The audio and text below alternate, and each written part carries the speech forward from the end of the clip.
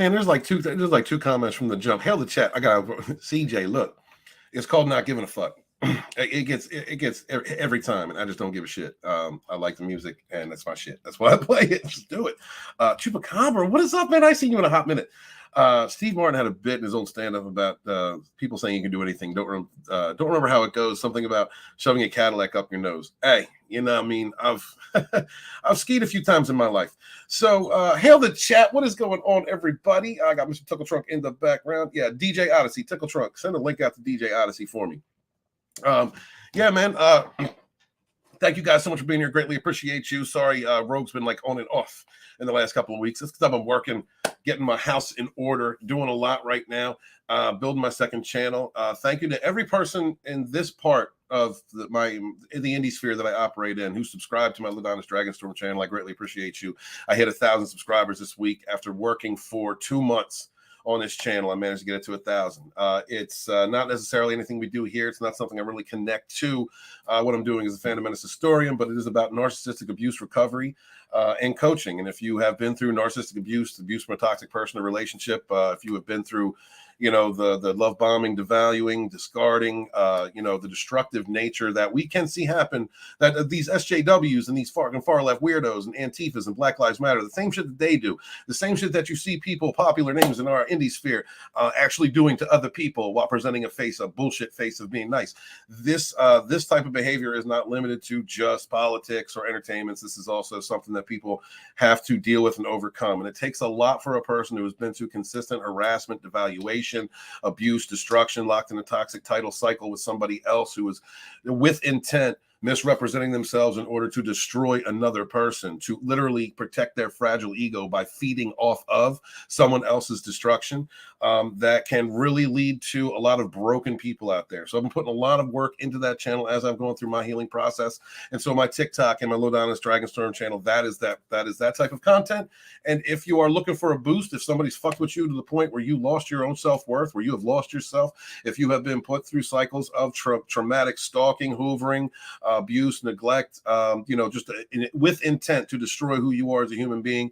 If you are recovering from anything like that, please consider subscribing to Ludonis Dragonstorm. You will find a whole community of people who is over there looking out for one another. Going to be holding live streams there, talking about people who have dealt with narcissists in their lives. And one of them is our own Wes Moody, who Wes Moody, whatever cast, please subscribe to him, had 2 narcissistic parents. Both parents were narcissists. So I'm looking forward to that interview and allowing him to share his experience and how he overcame that with us. And I'll let you guys know when that's going to take place. Before I introduce my wonderful panelists, I just want to say thank you, Beams of Destruction. Hell, brother, one of the most positive dudes out there. Brother, we share a common link in our soul. Love your mind. Please subscribe to Memes. He is worth every minute of time that you spend. Is very intelligent, very thought-provoking gentleman who is also proud of himself, pushing himself forward. He's also got a little imp in him, like the author, a little imp that wants to cause chaos every now and again. And I love that. I love it, Memes. I love you, brother. Thank you for being here. Kenzo was with us. What's up, Kenzo? Hey, everyone. Hope your weekend's going well. Hope's everything going good with you, Kenzo. Thank you so much for stopping by. I appreciate you. It's been a while. I believe I see you in some other chats, and I love being a chat brother with people and seeing my family, my chat family coming by and supporting us. It really does mean a lot to those of us. Man, CJH, what is going on, my brother? Thank you so much for being here. Greatly appreciate you guys. Please subscribe to CGH Entertainment. That man, very outspoken, out there, a creator, creating 13 verse. You guys, can't wait for you guys to see that. It's beautiful. Keely Chow always out there supporting everybody. Thank you so much, Keely Chow, for being here every week for how many years? Thank you, man. That means a lot to me. You are my brother, and I appreciate you. Yes, absolutely, MrTickelTrunk. Hit that like button. Zax is in the chat. Zax, who just got monetized, way long overdue channel member. Thank you so much. Great crew of people over there. I cannot state how good a crew of people Zach surrounds himself with. That is a brother who radiates positivity, who radiates love and friendship, who is confident in himself. Please check out Zach's streams. Check out Flaccid Phoenix as well, part of that crew. Lady Balefire, Mags, so many good people in this indie sphere, and I'm so happy to see a lunch table of positive, wonderful, loving, kind, compassionate, funny motherfuckers coming together and just proving their worth week after week by coming together, by having us come together in those chats and spending time with them. Thank you so much, dude. I greatly appreciate you. So let me let me keep going. And before, real quick, I'm sorry, King of the Squibs. King of the Squibs, what's up? Hail the Squib Nation. Thank you so much, dude. I appreciate you every time. Every single comment, which is usually always the same. Hail the Squib Nation. Helps the algorithm. Whether you like it or dislike it, that comment helps my algorithm. Thank you for watching my content. Thank you for being here every week. I greatly appreciate you. Runner Blaze is in the chat. Runner, you got time? If you do, please let MrTickelTrunk know in the chat. He will throw you a link. Greatly appreciate seeing you, brother. That is my Cobra Kai brethren right there, man. We are watching that show and can't wait to see it. Another motherfucker out there, Horny Alpha. If you got time, please throw Horny Alpha link. Alpha, Legion of Memers, going strong. Alpha, when we first started talking, I think it was before the Legion came together. You know, we were just bullshitting the public. I am going to watch Reacher. Reacher is going to be one of the shows we cover on Sporking News Podcast, the Mad Dump. That's on the rotation. So I will fulfill my obligation with you. And when we start reviewing that, I'd love to have you on the panel. I think I added you to the Wednesday Dump chat already. So you're right there and ready, raring to go. What's up, Chris Mead? Hail my OGTFM chat brethren. How are you doing, dude? Good to see you. Life gave me lemons, so I loaded up the Trebuchet catapult. Hell yeah, man. Launch them into the sun. Good to see you, dude. Thank you so much for stopping by. Yeah, that means a lot to me, Chris. It's been a minute, dude. Thank you very much, man. Love you. Let's see. Who else is in the chat real quick? Papa Cotton is in the chat. Papa Cotton, I need to do something for you. Papa Cotton needs to do something. I need to do something for you. Papa Cotton is my boy. And he deserves to be a managing moderator on all my channels. Oh, God, let me turn this down. Jesus, what am I doing? Turn it down! All right, let's see. There we go. Okay, in order for me to do this, what am I doing? I can't do it from here? I'm going to have to do it. It's just let me report or block you. I'm going to make you a managing moderator, Papa. Trust and believe. That's going to happen. Dude, thank you so much for being here. Greatly appreciate you. Let me bring up my panel because they've been back there for 5 minutes waiting after my 5-minute intro. With me today is There Be Rogues Here, one of the greatest additions to Rogue Entertainment, somebody who is so supportive in a lot of chats, supportive of the people, one of the best dudes in this community. With me is MrTickelTrunk. What is up, my man? Oh, I thought you were talking about somebody else. I absolutely was going to bring DJ up. You should have. So wait, you haven't watched Reacher yet? I have not watched Reacher. I promised. I promised. Good. I know. That's what Alf said to me. It's fantastic. Like a year ago, and I never watched it. Yeah, it was when there was more of a cesspool, before there was any good entertainment. So yeah, well, and that's what he was saying. Like, that's why I like what Mad Mardigan when he suggested we start reviewing like positive entertainment. So I was like, yes, absolutely, we're doing that. And then I started reviewing the Mayor of Kingstown, which I really like, and it's fun, dude. You know, it's not like a big attraction. It doesn't draw a lot of people in the chat, but the people who are there to talk about good entertainments. You know, and it's refreshing after bitching about SJWs for years. Yeah. So yeah. It's good. It feels good to like. It feels good to be able to like things again. Absolutely. Brightest Day. Hold up, Brightest Day. What's up, man? Are you busy? You want a link, dude? You want to come on up and hang out? Zach is my boy. That's another great person in this community. Yeah, dude. It is. And I knew that I was going to get some pushback when I said I like Picard. I knew it was going to get pushback. I was like, dude, one of my greatest downvoted videos of all time was the short that I put out for that. I was about me doing the reviews. And I was like, I understand. I get it. This channel was geared toward fuck this shit for so long. Yeah. Well, it's actually split the audience pretty well. There's a lot of people who pick out It feels like one of those shows that if we'd watched it like in 2010, most of the people complaining about it would be giving it like a 5 out of 10. Yeah, I think that's the case. Rather than like a 1 or a 0. And while we're talking about that, I want to bring up another Trekkie. I think he's a Trekkie. I know he's a Whovian. He's going to be one of the co-authors for my Doctor Who chapter in the Phantom Menace Volume 2, Rise of the Rebellion, because I am not a Whovian. So I'm having Gary Nerdrotic and DJ Odyssey help me with that chapter. What's up, DJ? Good to see you, brother. Yeah. I also love Star Trek, and I was called a mini Doomcock this morning on my live stream. A mini Doomcock? What happened? What happened? I like Picard, but I'm picking out everything that looks stupid about it in these episodes, and so apparently I just hate it. Well, yeah, it's like the static environment that kind of was created with some people, with either you love it or you hate it, that kind of attitude. There's no room for gray. Like, I'm looking at Picard and going, okay, that could have been done better. That could have been, I definitely have criticisms, especially the lighting. The lighting is something I really have a big issue with. Well, some of the plot just doesn't make sense. some of the plot doesn't make sense either. But like overall, I am enjoying seeing the TNG crew and dude, Michael Dorn on screen. Deej, I mean, I don't know if you guys know this. You probably do. You're Trekkies. Michael Dorn was trying to get a series created. He had like outlines written out. Which should have happened. We should have got a Worf series. There's a lot of things pushing that since Enterprise. When Enterprise was on, he's been pushing it that long. Like, do you guys know anything about that series or the outline of it or what the idea of it was? Mm-hmm. Not really, because he never said too much. He just kept pushing. He wanted a Worf series. Yeah, me neither. MrTickelTrunk, you hear anything about it?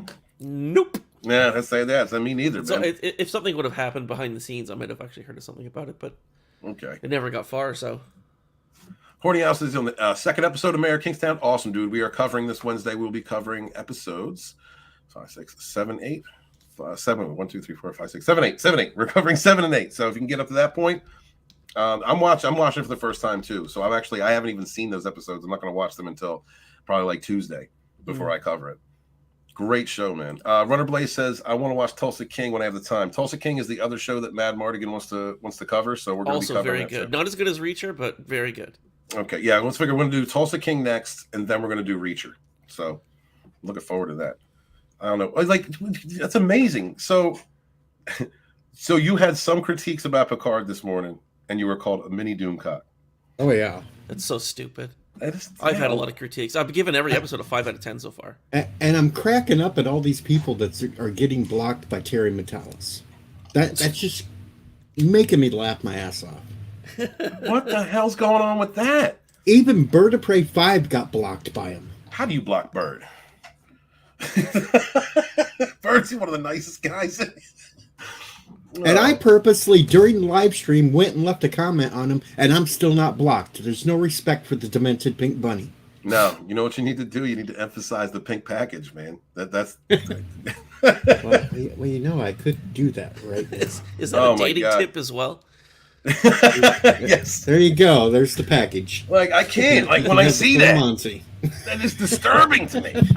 He's smuggling a cabbage. That's too much dick.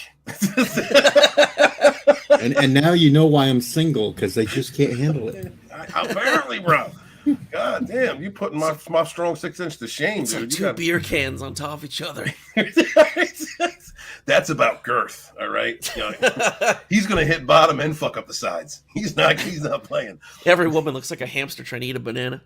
Every male after me is going to be like throwing a hot dog down the hallway. Yeah. Holy shit, man. Well, I hope she's doing Kegels. Brothers, they said, trying to upload something in a moment, but I'll get back to you. All right, man. Yeah, if you got time, let me know. I'd love to have you up here, dude. Let's see. Horny Alf said he sent you a DM, Mr. TickleTrunk. So if you could check that, I appreciate you. Awesome. Papa Bear said, I was going to see Cocaine Bear, but I forgot how unpleasant movie theaters go. I'm just going to wait. BTV. Go to a website called BTV.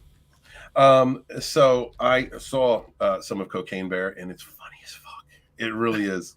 I don't want to spoil it for anybody. There is a story involved in it. And I just want to say that I do not advocate for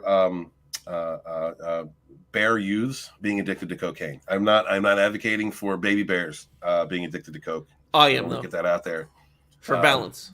Yes, absolutely. Absolutely. But it is a story about a mother. That's all I'm going to say. A cocaine addicted mother. It was addicted not even by choice, protecting her young. So thank you. It's fucking great, man. Papa Cotton said, I've been watching your reviews, and I can honestly say I couldn't give two shits about Picard. And I appreciate you watching them, dude. That says a lot. You're a real fucking friend. If you're watching shit that you don't even want to watch just to be my friend to fucking watch it, I love you, bro. Thank you so much. I mean, back kisses all the way around, dude. Back kisses. Yeah. I want to leave a comment, but I seriously didn't give a flying fuck. Dude, the fact that you watched it gave me a view. I appreciate it. Thanks. Keely Chess says Bird of Prey 5 is a good man. Yes, he is. DJ, tell us a little bit about Bird of Prey 5, man. Bird of Prey 5 is the god emperor of Kuroga. He uses orphans to mine uranium in his mines. And he thinks that he is the best impersonator in the world. Just watch out when he tries to do the Australian accent, because it will kill your ears. Oh, my Lord. He also does Enterprise reviews, and every time I try and catch those live streams whenever I can. Yeah, for a while he was doing Deep Space Nine. He made it through that whole series. Now he's on Enterprise, and he does Twilight Zones on Sundays. I wanted to start covering DS9, but God, Mark D with a C and Raquel and those guys are doing that right now. So I'm not going to do it while someone else is doing it. But eventually, I want to do a DS9 review because I love that series. I love you that. Do your own. It's just more good stuff. You think? It will? Yeah. I'll watch both. Okay. I will hope you be a part of it. I want to get a bunch of Trekkies together. Get like you, like Soldier Spirit, DJ. You're welcome to come up. Fuck. Here. All right. More work. Thanks. Hey. Yes, more work, motherfucker. God damn it. Deej, what's going on your channel, man? How you been lately? Well, I'm just plugging along. That's all I'm doing. I do the live streams like I did this morning. I do the Name That Tune on Sunday nights with Real Review Chris Knight. Oh, hail Chris. Hail Chris. I haven't seen him in a minute. He was on Rogue a few weeks ago, a couple months ago. I haven't had a chance to talk to him since then. Well, he's pretty busy at work, and we've had to postpone every once in a while. And I want to get. You know what I want to do, Deej? I want to get Chris Knight and Tim's talk on the same panel to talk about their love for Disney Star Wars. Do you think that would work? Do you think my audience would dig that? Well, yeah, because Tim will show up looking just like Kylo, and yes. Yeah, that's my brother. And I know right now Chris sees this, he's gonna be like, I don't love Disney Star. I know he's saying shit right now. No. He really loves it. He's just in the closet about it. Yeah, it's okay. And you know what? If you're in, there's a lot of issues in this community that I've noticed, especially some aggression toward me from men who have repressed homosexuality. Just embrace that you're gay. Just let it go. Let it go. Or bi. Right? Just let it bi people. Let you bi, gay. Whatever happened to bi? Everyone says gay instead of bi. Because I'm really straight. What happened to try? Like the jelly donuts, the watermelons, whatever. I have nothing against it. Gay, bi, whatever. I don't care. What I'm only upset about is people who take out their anger. Men who are very angry inside because they see Walton and they want his nuts melting in their mouth like peanuts. And and they just look. Who can blame them, really? I know. I understand that, but I'm not gay, and they become very upset when I'm not serving them the penis, and then they start talking shit and they get really angry with me. And I just embrace your gay, y'all. There is a cuck out there waiting for you. Just embrace it. All right. Stop being so angry with me. It's not me. Stop projecting.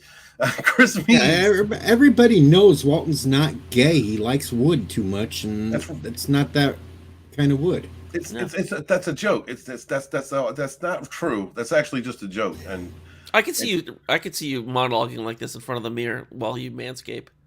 When I manscape, first off, I do it with the mirror on the floor, legs spread, so I can look at myself. Okay? Like I said. What's up, Chris? Thank you for backing me up. And second, he does it with a weed whacker to get through that bush. Look, I am good with my manscaping, all right? And you know what really got me, Deej? Deej, you're an older gentleman. So I know it. Tell me. Is this going to be about both the double beard? Tell me why.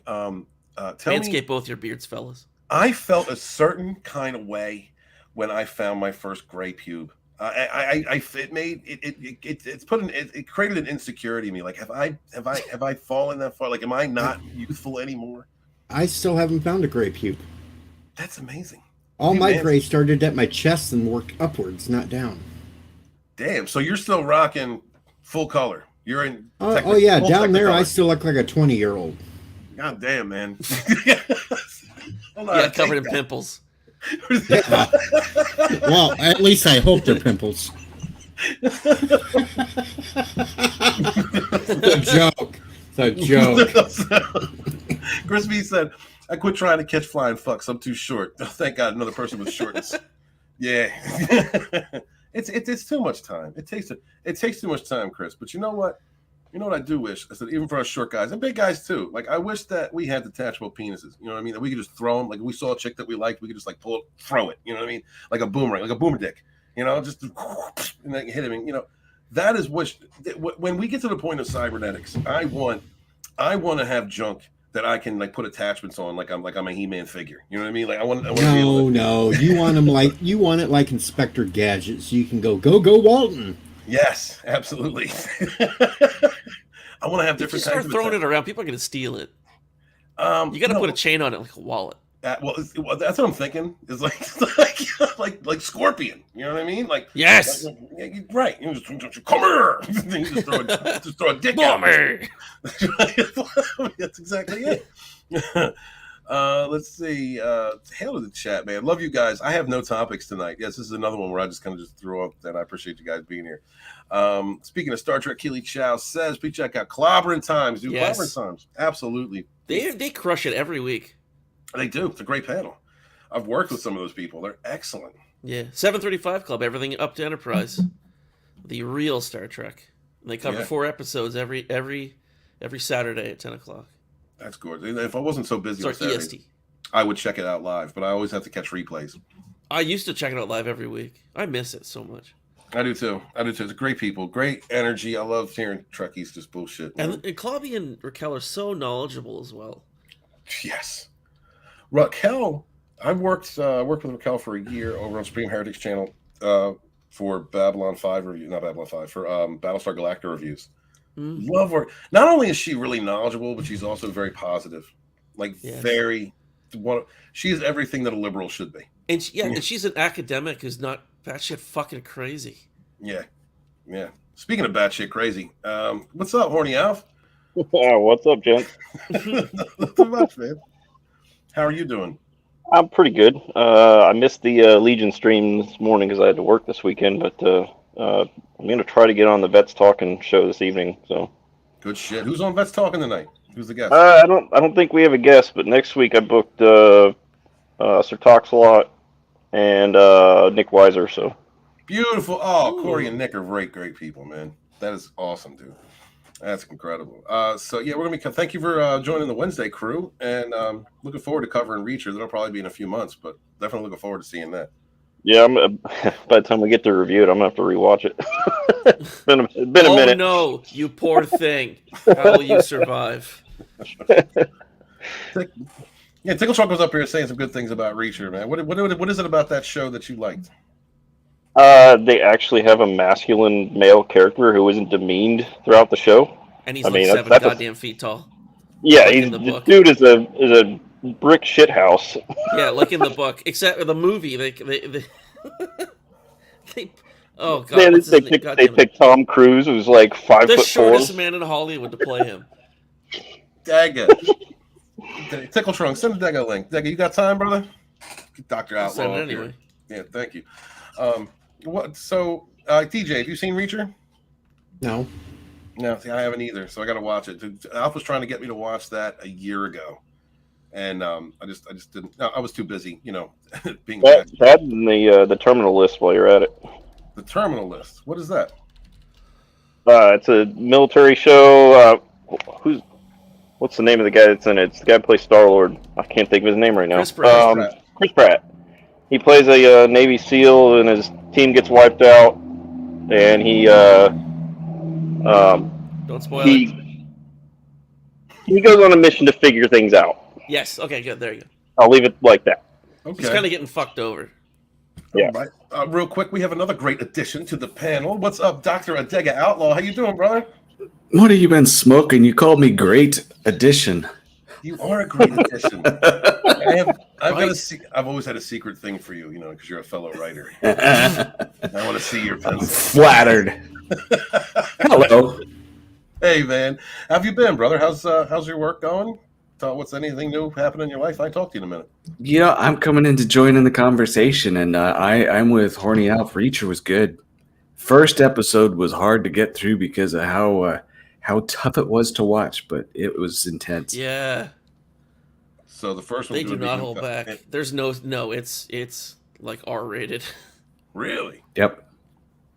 God damn. If you want revenge porn, this is it, man. Oh yes. No shit. When we review Reacher over on Scott's channel, you want to join that panel, Adega? It'll be in a few months. Just say yes and then don't show schedule up. for it, man. Yeah, just say yes. I can't say yes and then not show for it. That's evil. Well, you do the. I'll try. TickleTrunk is a bad influence. I would like to try. I would like to try, but I haven't can't. been on a panel for like a year and a half. I need to tease you, so. DJ said, "I've only watched Reach Around." What are you talking about? What the fuck is going on in the private chat? Well, that was while I was still below when you were first talking about Reacher. So, all right. We got to Alf. I have to ask you a question. Have you seen a huge pink package that DJ has? Have you ever witnessed it? Should I? You have to. It's something that we all go through. It's hold on. Here we go. It's a rite of passage here. It's a rite of passage. This is. Oh my! Is that not gratuitous?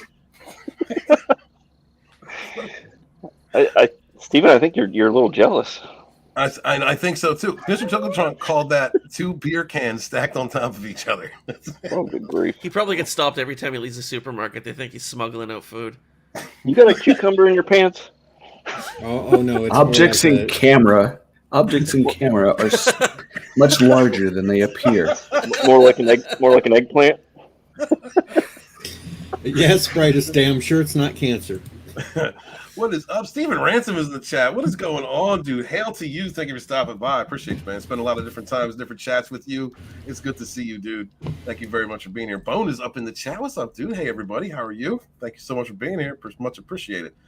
Steven says he supports tickle and intimidation and seduction. Okay. Well, there's some mutual man love going on there, brother. Well, I am the support tickle. Oh, yeah. Magitech Megs finally started streaming the Pixel remaster of Final Fantasy VI, and I'm her co-host. Oh, so that's awesome. I already earned a title of support tickle. I don't even. That kind of sounds hot. I don't know. I'm not gonna lie. I don't know. Like, I'm not complaining. I'm just saying. Adega, have you seen any of Picard season 3? I went to the high seas to watch an episode because I hadn't watched 1 or 2, and sorely disappointed. So that was enough for me. Okay, all right. Yeah, that seems to be like it's like split down the middle. It seems like there's a lot of people who don't like it. There's some people who do. I've got. I think the people that do just have a lot of hope. I definitely have. Well, you know what it is for me? It's not just hope. I'm enjoying it with criticism because I like seeing Michael Dorn on screen again. He's my favorite Klingon. I love seeing him. I kind of like seeing Will Riker acting like Will Riker. You have to take in Riker and Worf are my favorite part of this. Yeah, but see, I got the issues with the Worf thing. Oh, go ahead. Preach on it, brother. He's not even freaking middle-aged for a Klingon. Why in the hell would he be purely white-haired? True. Actually, in the original books, which I think they retconned it, the original books I had a book when I was growing up, had like all the races of the Star Trek universe, and it gave like their lifespans and everything. And Klingons actually, in that book, lived a short life. But I think they retconned it when after TNG came out. But yeah, because if you watch DS9, you had Kor, Kang, and all them that were running around with Kirk. They were still alive and kicking, and right. They and had Martok fair amount, but Martok was a little over. I think what was he? He was around 100, and he still had jet black hair. Yeah, they're supposed to make it to 240, 250. Jeez. Really? Yeah, I thought it was around 200. And at this point, Worf would only be, 60 or 70? Right. No. Spring Worf, chicken. No, Worf would be like, I don't know. How old would he be? About 45, wouldn't he? He was young. He was the young guy. You could treat it like humans. There's some humans that get gray hair in their 30s. That's true. I knew a guy, this guy, Chris, from Newark. He had full gray hair at 25. Jeez. Long gray hair, yeah. It's bad genetics. I guess. I don't know. According to DeejOdyssey, his bush is still in Technicolor. So, I mean... He's got a tartan bush. Damn right. By the way, Papa, Papa Cotton said the weird thing is that it isn't shaped like a dick, and to be honest, Deej looks like he's packing a puffy vagina. Damn, man. Is that what? Damn. Papa Cotton just is fantasizing again, so stop it. You never hold back. Well, what are some of the what you remember of it, Adega? What really disappointed you about it?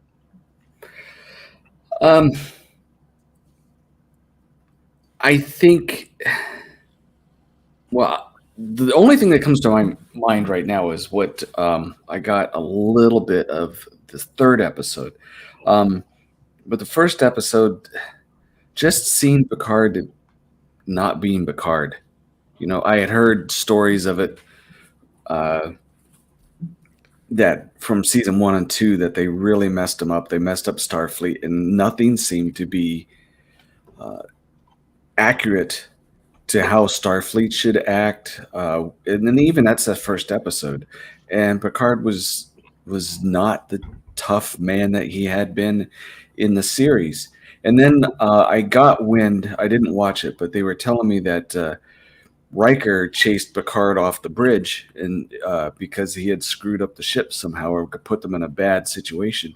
And that's not Riker at all. I remember Riker as being he always played life like he was playing poker. You never knew his emotions. He always had a plan. And if there was something that resembled trouble, he handled it coolly. This was not him, according to what people said that he did. So I just, no, it's no, not for me. Okay. Yeah, Riker will probably turn out to be a changeling since they brought them damn things into this. Oh my Lord! Real quick before we go forward, I want to say, what's up, Angelus Draven? How you doing, brother? I'm doing good. Still awake since 4 p.m. yesterday. But, oh my Lord! And worked a 12-hour shift. So, And yeah. You're a vampire. You can handle it. Yeah, it's your natural time now. this is true. But yeah. What's going on, Draven? What's going on your channel, man? How's your wrestling streams going? Tomorrow at 7:30 p.m. we'll be watching Revolution. Which reminds me I need to finish my intro for that. That's pretty much what I did last night. Worked on that since I couldn't sleep. Dang it, brother. What time's the stream tomorrow? 7:30. 7:30. Okay, cool. I'm gonna try and make that one. Thank you, man. And with us also is what's up, Runner Blaze, the young guy in the crew. Oh, what's going on? What's going on, man? Doing Not well. much. We were taking a look at DJ's package for some reason. I don't know. It's Gaines just seems to be going with us today. Today. Yeah. Yes. Yes. All right. God damn it. Unsecure about heterosexuality. I don't mind talking about these topics. Okay. But yeah, and so apparently, apparently it's DJ somewhere between two soda cans stacked on top of each other and a puffy vagina, according to Papa Cotton. So I mean, it's what it is. And yeah, see, that'll never fit in a Leia Slave bikini. This is why it is so. This is why it is important that Drew Taylor waxes that whole area to perfection. All right, this is why we've got that little Filipino in there. Okay. He's going to make sure it fits. He's going to make sure it's going to be smooth enough to get it in. This is what you invited me on for. I get you. Yes. Okay. No. Right. Listen. Right. It's weird. Like I appreciate the invite, but you guys are talking about Picard season 3, which I can't add to the conversation because I'm not really a Trekkie at all. But and now you're talking about dicks and shit. Like, what the hell? No, we were just getting you. That's normal. That's no, it's not, Draven. Don't lie. Normal. No, it's not. No. He's not wrong. He's not wrong. He's not wrong. We're getting you. You're always talking about twigs and berries. Well, here's the thing. We didn't talk about twigs and berries when it was just me and Steven that one night. It's no coincidence that he waited till you got here to start talking about that. He is a young man. He is virile. Yeah, he doesn't need to manscape yet.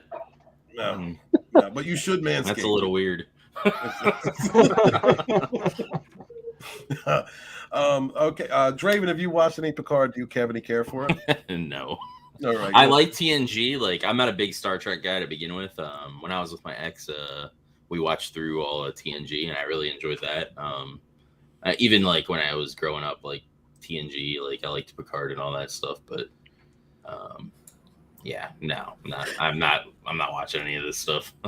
Okay. Well, according to Papa Cotton, the reason that Worf went prematurely gay is he was doing Klingon meth. It's a shame. You know, they gave her. You know, once he lost that position at DS9, we don't know where he went. He went back to Klingon. He went back to Kronos. You know, probably introduced to a lot of things he wasn't used to socially. So who knows? They have 2 dicks now, so who knows what they're doing? What? I don't know. Yes. Yeah. No, that's Discovery. That's not even connected to this. I don't count Discovery. That's not canon to me. All right. And even Picard season 3. This is movie TNG. This isn't TV TNG. That's true. They are different characters, and this is movie TNG, and I think that's where the biggest split is. I mean, well, just expound on that a little bit. Well, with movie TNG, like, you know, Data swears. They have, you know, it's more action. Mm-hmm. They don't solve most of the problems. Like, you know, a Picard badass moment in the original series would be, you know, Darmok and Gelada Tanagra kind of thing. You know, you don't know what's going on until the end of the episode, and he walks on like a badass with his shirt all torn up.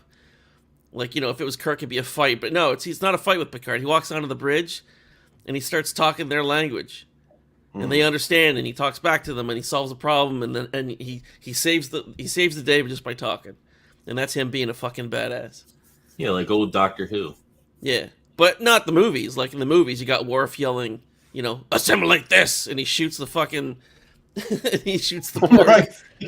And you got Daddy yelling shit while they're crashing, and you know, the being captured by the Borg is a thing that Picard looked like he got over quietly to himself, but he's going through like post-traumatic stress again in the actual movie.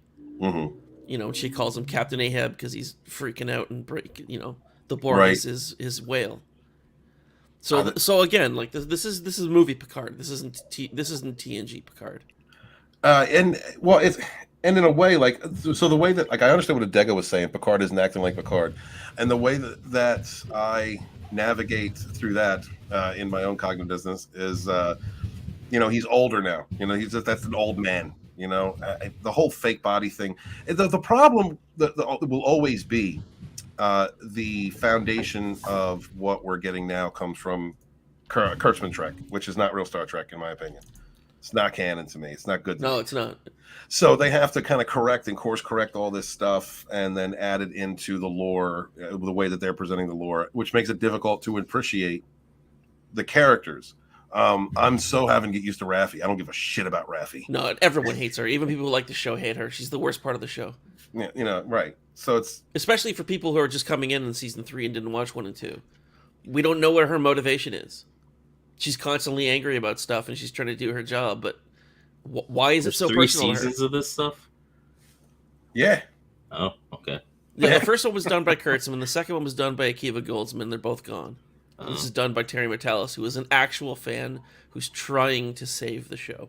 Which is why I'm giving it the chance that I am. Yes. I mean, but really. he seems to be a little bit sensitive. Because speaking of Terry, he blocked me, and I've never interacted with him. He blocked Captain Fandom Nerd. He's blocked Bird of Prey 5. He blocked Wes Moody. He's been blocking anybody for any reason. He's probably on one of those lists. I mean, not that I'm like co-signing to like blocking like that from a creative, but when it comes to like Wes, like Wes and I had a conversation. Like Wes and I come together when we have disagreements. We have like coming to brothers moments. And we had a whole conversation about, you know, yeah, I'm going to be reviewing this and I like it. And Wes was like, I can't stand this shit. And I was like, all right, Wes. I'm gonna get mad. I have the same conversation with my parents. Like they'll like, because I think they watched Obi-Wan and Book of Boba Fett, and literally my answer is I don't give a fuck. Right. I didn't say it that way, but I said it like in that type of way. I was just like, I don't care. Like, it doesn't matter if it's good. Like I'm just done with Star Wars. See, I thought Wes though liked the that more colorful '80s version of Star Trek. So Yes. you know, Well, I can understand why he doesn't like the new stuff because it's missing certain parts and pieces and components. Well, and Wes is a big. He reviewed the entire series, the fan-made series. Oh God, I can't remember the name of the lead. Star Trek Continues. I think Star Trek Continues was fantastic, and he loved it. You know, because he's a TOS fan. He's very ardent about what is and what is not Trek, and like anybody who's out there that is ardently against anything Kurtzman, I understand. You're talking about a production that was attacking the fans. Is the guy that thank you, Vic Mignogna was the lead in that. Thank you. Yeah, and I mean Vic even came on his channel at one point, which was pretty cool for him. But like I understand that. For me, it's like, okay, I want to see the TNG. This is what it should have been in the first place. Like this is something that more akin to what we should have gotten. I mean, and having to look past all the Kurtzman track garbage that's stacked underneath of it. But this is something more akin to what we should have gotten in the first place. I want to see the original cast back together again for one more run. It's a thankfully, I appreciate every TOS movie because we got to see that. Even 5, even oh God, even 5. I enjoy them all. Because you get to see the continuation of those, of that crew and them being, with one. And 6 was a fantastic send off. 6 was so good. 6 is probably my favorite. Yeah, but I can nitpick 6 to death too. Yeah, sure. Yeah, sure. Why the hell was it that Kirk had the torpedoes that would chase the gaseous anomalies when it was freaking Sulu out doing that actual job? Ooh, I didn't think about that. That's a good point, Deej. I don't know. Well, then at the same time, Kirk and Spock. I mean, Spock and McCoy had to retrofit it. They had to change the torpedo so it could go after the bird of prey. Mm-hmm. But what the brightest day? What the fuck? I did not go on a 5-minute dick tirade. Zach, what the fuck are you talking about? Yeah, you did. It was only 4 minutes and 50. You kind of did. Yeah, it happened. 4 minutes, 59 seconds. I think I think a co-signed to this bullshit. I did not do that. All right, I did not. To be fair, every time I don't know. Every time somebody new pops up here, you got to point out my package. What the hell's up with that? Right. Zooming in on the pink bunny package. It's impressive. It's a fetish. Mm-hmm. It's impressive. If you didn't say something, I'd be doing it. You even have to talk about runners' manscaping habits. No, lack of manscaping. Yeah, lack of manscaping habits, which is what? You don't need to manscape Peach Fuzz. I am trying to impart knowledge to my young brother. Okay, that's it. That's all I was doing. I'm trying to help him out. Let him know. It doesn't matter if you do it with a mirror on the floor. Okay, it's okay. Supposed to guide the peen, not block the peen. Okay, keep the peen clean. Mm-hmm. And keep the peen clean. This is the most highbrow topic you've ever had. Embrace the cock. I don't like where this is going. I did not talk about dicks for 5 minutes. That's a quote from Magnolia. If you didn't know. No. You know what it is? You know what it is, Deej? Okay. When you go to whatever cast, you've got to see the roll of quarters. That is the rite of passage. Yep. Okay. Yep. Here, everybody's seen that. Everybody knows what that is, whether they want to accept it or not. Okay, and that you get through the the quarter test, and that's just what I'm doing here tonight. That's it. That's all it is, Deej. All right, just accept it. Just take it. All right, and just accept it and roll with it. Okay. It'll all work out in therapy. Thank you. Jesus Christ, the day. Papa Cotton says, it's not canon to me. It's funny every time someone says that. I mean, well, let's talk about selective canon. That's actually a pretty good topic because let's go around the panel and I'm going to ask every one of you. We'll start with Runner. Runner, what designates canon to a series for you? Really, if it all connects, I would say like it's like cohesive within the story someone's trying to build. Something that I would say is not canon to someone is, could come off as disrespectful. It kind of breaks the lore in any sort of way. Like that's what is I would consider not canon. All right, Angelus, what do you think, buddy? Yes, pretty much along the lines of what Runner was saying, but like I know certain shows do like not necessarily alternate timelines, but well, yeah, I guess alternate timelines like Zelda, like that it has like a full canon, but there's like intersecting timelines and stuff too. Like, yeah, that's true. Even like Star that. Trek has another timeline, the stupid Kelvin timeline. Yeah. Mm-hmm. All right. Star Wars would do better off with an alternate timeline where we get the good stuff, and then the people that like the bad stuff can they can have that stuff. Yeah, they can deal with that. Yeah.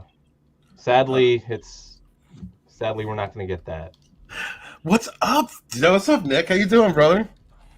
Hey, there he is. Hello. What's up, Nick? Hello, guys. How you all doing? Good evening. Good evening to you. It Did is you jump very on from Cock Talk? huge. What? Yo, what's been going on over at your channel, Nickweiser? How you been? Been good. Put out a few videos this week. Toxic Tuesday was massively crazy with John Wick. Part 2 coming up, and obviously Comic Shop show has been great. So it's been good. It's also a rare day where I had a Saturday where I was open, so it feels good to finally be around here again. So, and I haven't really been on stream with MrTickelTrunk to my memory, so this is long overdue. Yeah, it's great. We're talking about dicks. Oh, No, perfect. So I came right on time now. Yeah. This works out. All right, Deej, come on. Oh my God, here we go Pretty sure again. Here we go. I'm pretty Here sure we go. Nick, brace yourself. Oh, no. Oh, that looks suspect. Painful. It's rolled up and tied in a bun. Okay, now we've got two different ways of looking at this. Mr. Tickle Trunk says it's 2 beer cans stacked on top of each other, and Papa Cotton thinks that is a flattened out vag. So I don't know. It looks like it could be a big. It looks on the huge side of a vag. And I I was mean a gonna- huge vag. I was gonna say it's That's like probably that's like one of those ones you could swim in there and get lost in the sea. I was gonna say a big old '70s bush. apparently he does Manscaped, and it's in Technicolor. So thank you very much, Oh. Keely. Needs to use a lawnmower we were- for that. Nick, we were just I love your comic streams, man, and so Thank you. I want to hear your opinion on this. We're kind of going around the panel and asking what to you designates the canon of a lore. Like, what is canon? For me, canon is supposed to be kind of almost like a map. You gotta lay out your parts, where they are, map out where things are, give it the glue that holds things together. So I see it as that. It's like, okay, you got stuff over here, you got stuff over there. This is like what gives it structure. It gives you, a point A to a point B. It's supposed to keep things in line. It's supposed to, you got to have a structure. And, a city or a town has structure. There's destinations. And instead of, from me going from business to business, a character has a arc to arc to arc. So yeah, I see it as that as far as what's canon. And for me, and this is something I've kind of, I guess you could say I've kind of backtracked on it in more recent, I'd say probably the last year or two, is the multiverse stuff. Because, when I first got into it, I kind of thought it was cool. But looking back now in the retrospect sense, I don't completely hate all of it. But I do see it's causing a lot more problems than it is solving, especially when you kill off a character. It's just we'll just go plug them out from this other universe, and you can do that. And it's just when you do that, nothing really means anything anymore. So, and I feel like all these stories that want to do this multiverse thing, I think it's just as bad as the current political message, because political message is preachy and luxury, but then you got this multiverse that makes everything meaningless. When anyone can just come back because, just plug them for it's it's not the same version, but you still create a precedent for more and more versions of other characters to pop up. And it just, nothing has finality. Nothing ever has an end at that point. Nothing ever has an end. Just like we have so many unnecessary prequels and spin-offs. Now, I'm not to say that all those are bad. There are good ones out there. But once again, there's no mystery anymore. There's no ending. There's no, okay, hey, this is a good story. This is great where it's at. We should leave it right here and move on to something else. We're lacking the creativity to give other stories, and that's a big issue. Don't get wrong either. I do like continuing stories, but we shouldn't have to have every single one under the sun be a continuing story. Like, seriously, at the rate we're going to go, like, someone's going to be like, hey, how can we make Ben Affleck and Jennifer Lopez's Jiggly movie into a Jiggly verse? I say that now, and that's supposed to be nothing more than a joke, but then I say in 10 years, that's going to be a conversation. We don't need that. And not everyone under the sun needs to have their own show, movie. Some supporting characters should be supporting characters. I get it, like when there's a market, like Dick Grayson's a good example. Obviously, he was Robin, became Nightwing. People loved Grayson. He went on to have his own books. Obviously, when the market wants something, go for it. Especially give that character his own city, his own villains, his own relationships. But it shouldn't have to happen to every single character. We don't need something on Aunt May, because when you give something to Aunt May, soon you're a set of precedent for how about the Daily Bugle before they were Spider-Man? Like, we don't need that shit. Like, that's the thing. Right. No one knows when to say, hey, let's dial back here. Like, yeah, it's just too much of everything. Way too much of everything. Once again, we need a start and a middle and an end for some things. Yeah. And some things should be continuing. Sorry, it's called moderation, a practice that seems to have been long forgotten. Hell, brother. Yeah, it's like, they talk about, there's been rumors here and there about having, Iron Man come back, again, an alternate universe or something. I'm like, no, that ending was perfect. That's exactly where that character should end. That was, a very special moment in, with what you're describing, where it's, we have just continuation after continuation of unnecessary stories in our entertainment. So I don't want to I'm going to counter that, because we are getting Wolverine back after his ending. That's true. That's a little bit of a difference, I think, at least for me, because the whole reason we got Deadpool was because Hugh Jackman was helping to push for that. And those two are friends in real life. And I think that in the context of Deadpool, the character itself, it makes sense, in that way. Now, what do you think, Nick? I mean, I actually, I know a lot of people said they should have never killed off Iron Man, and I get that argument, and I don't think it's a bad argument at all. But for me personally, after where the MCU has gone, I think in retrospect, it was a good ending, because I don't want Iron Man to be part of this garbage that it's become. And thank you. So it's like, yeah, why not have the characters unless they're gonna reboot the whole thing? But even if they reboot it, does it even matter anymore? Because one, you've already had this universe you built up now for well over 10 years. But two, it's just like, it's going to be a whole new cast of characters, which is fine. These characters are meant to be living legends. But once again, we are going to have the regime working on them. So it doesn't even matter if they reboot it. It doesn't matter. I have not watched Well, you could technically... I have not watched Wakanda Forever. I've not watched Love and Thunder. I don't care to watch these movies anymore. I mean, they don't mean anything. For me, it was just like, I watched No Way Home. That's where it ended for me. And I think that's a good safe spot, because it's where finally the Peter Parker of the MCU finally became Spider-Man proper. Traditional suit, handmade and all. Yeah.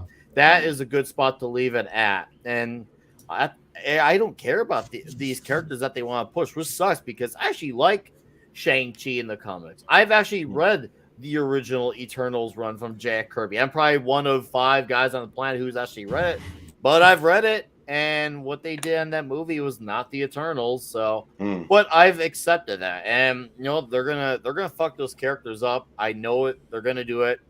I'll let those who want to review it and trash it have fun with it. Me, I don't care to talk about that shit, unless I'm just talking about maybe the box office drops of them, because that's always newsworthy. But as far as the quality or lack thereof of content, I don't care to. I don't care to watch any of those anymore. It doesn't mean anything to me. So that's why the Comic Shop Talking Toxic Tuesday have been what they've been. They've been an antidote to those things, because with Toxic Tuesday, we talk all these great toxic anti-PC movies that have come before. And then with the Comic Shop Show, it's reflecting on what, 8-9 decades of great comics.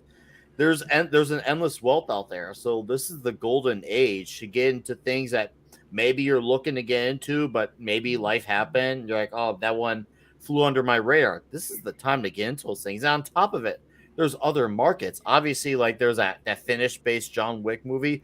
Look to other countries. I mean, for me, I've already been doing this for a while. Not with like pop culture entertainment, but I guess you could say with music.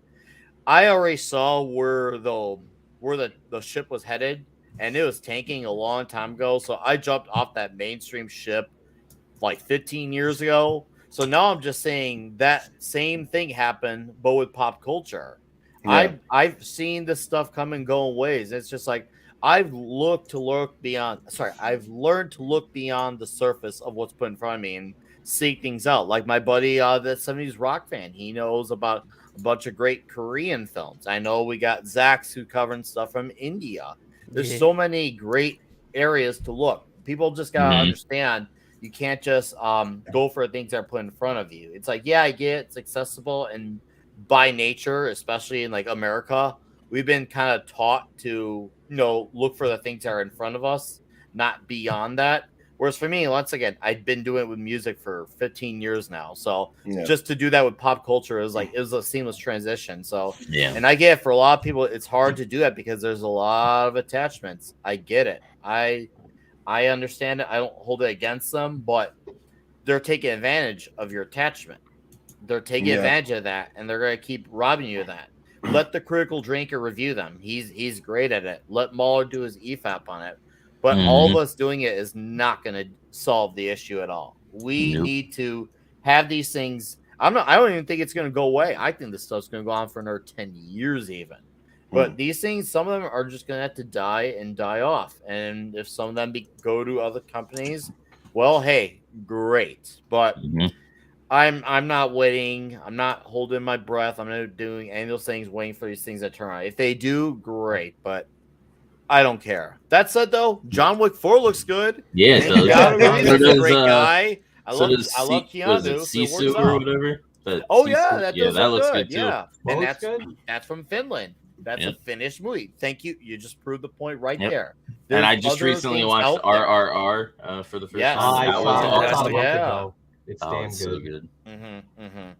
It's perfect. It's really like, this is a golden age right now to find those other things. Even with books, I just finished the Critical Drinkers chapter book, Dark Harvest. That was excellent. I'm currently 8 chapters in the Razor Fist's book, Death Mask. So it's not, I have not only just been like buying them, but I've been talking them up and promoting them, because people keep saying alternative. But when it comes time to actually, putting your money where your mouth is and actually talk about that, it's a whole other thing, because we're so used to talking about the things that we hate, but it's hard for us to give our reviews and attention to the death masks of the world. That's why Eric July, when ISOM came out, I cover that up and down. And when his other comic books come out this year, I'm going to do the same shit again. So, and I get to get monetized off that shit. So it's a big old bonus. So it's just gifts I keep on giving. Keep giving, Nick. We appreciate that. Yeah, and you have people like Chris Fisk with Infinitail, and and Red Gaze and Nerium and Vinny and Vinny. So Adega, he's here. Yeah, that's cool. I was about to pass on to Adega, another independent creator up in the house. Adega, what is canon to you, brother? Canon is only one thing. It's what the original creator intended and those he trusted or she trusted with. Everything else is fanfic. I don't care what it is. Next Generation was technically in. Everything after that started to become fan fiction because it wasn't the original intent. As good as Deep Space Nine was and the rest of it, nah. And it's the same. With the only exception I would say is sometimes with comics, some of those we could see generations since with the 40s and 50s, they may have altered and changed, but the intent was to honor and respect what came before. So comics is kind of a little fluid in that.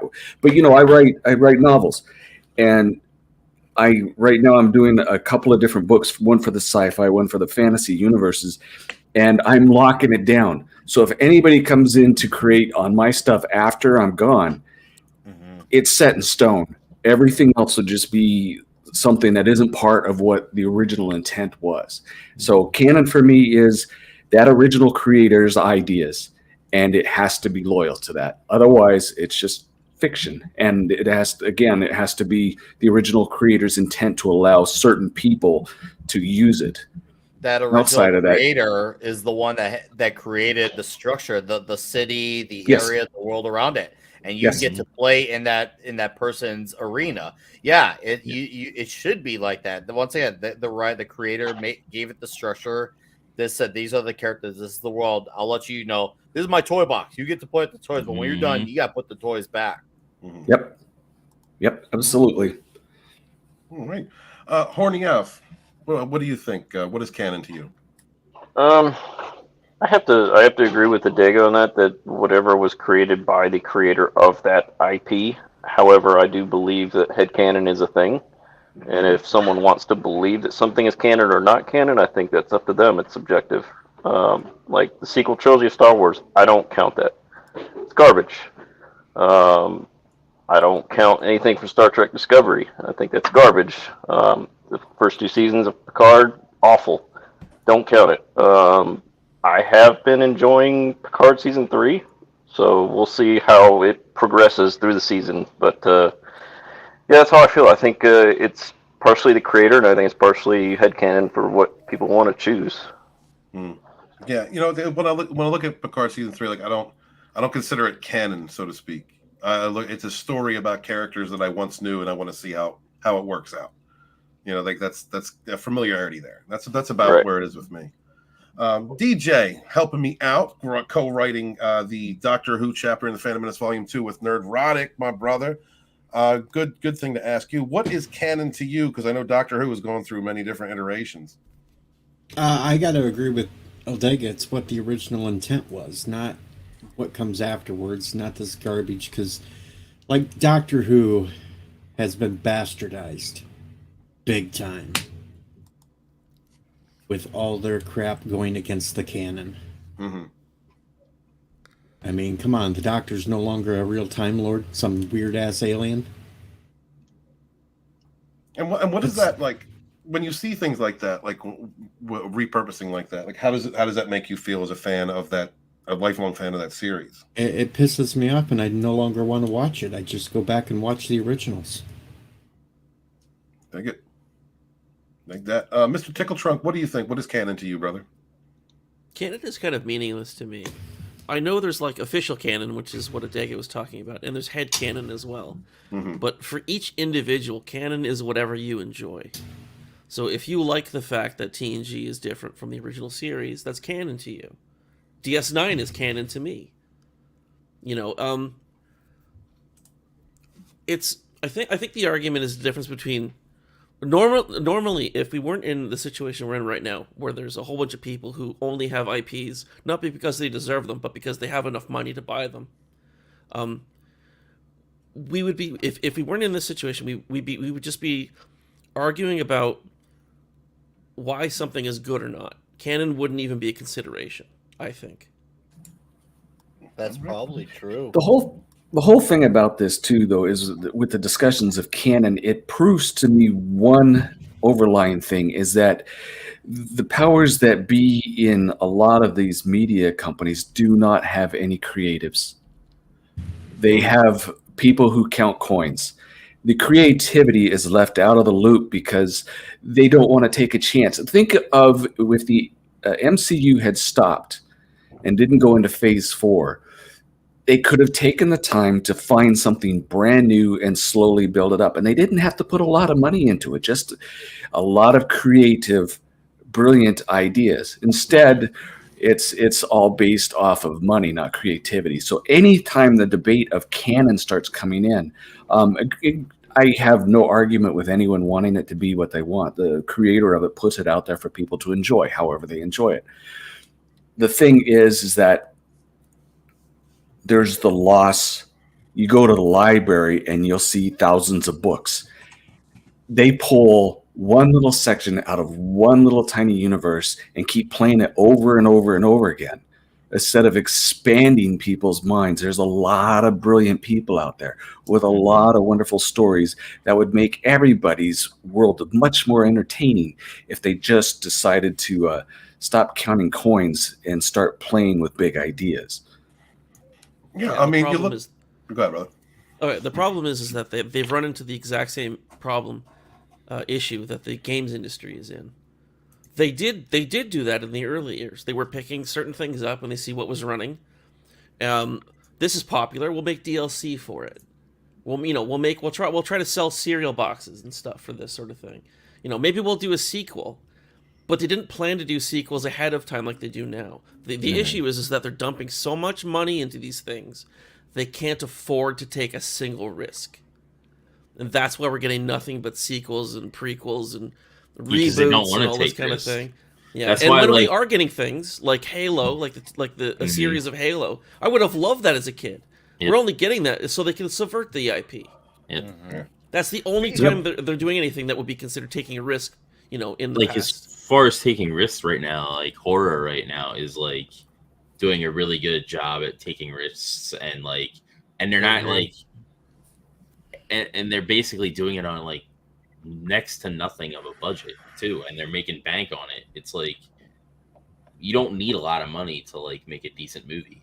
And a lot of these like X and Pearl, basically anything A24 is putting out has been pretty much amazing.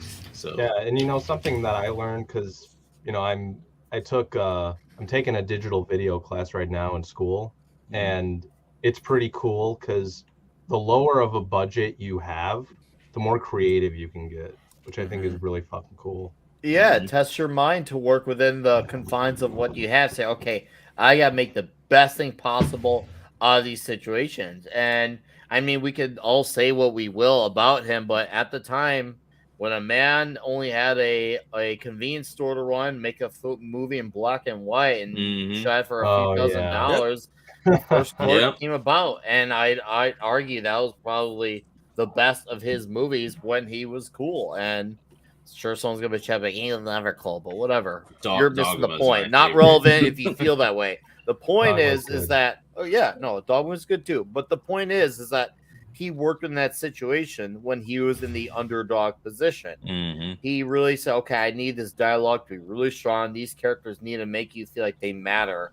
What's going on in their day-to-day life at a convenience store. They had one location, limited money, limited time because they had to work between hours when the store is being open. I mean, to me, Clerks is a good example of what happens when you work within your very strong limitations and succeed.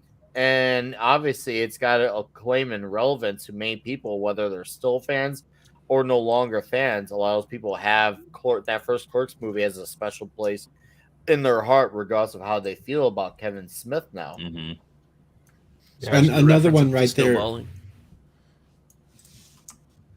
Sorry, go ahead. I was just going to say another one right there in line with Clerks is Night of the Living Dead. Small budget, had to work in the frame, and it's become a cult classic.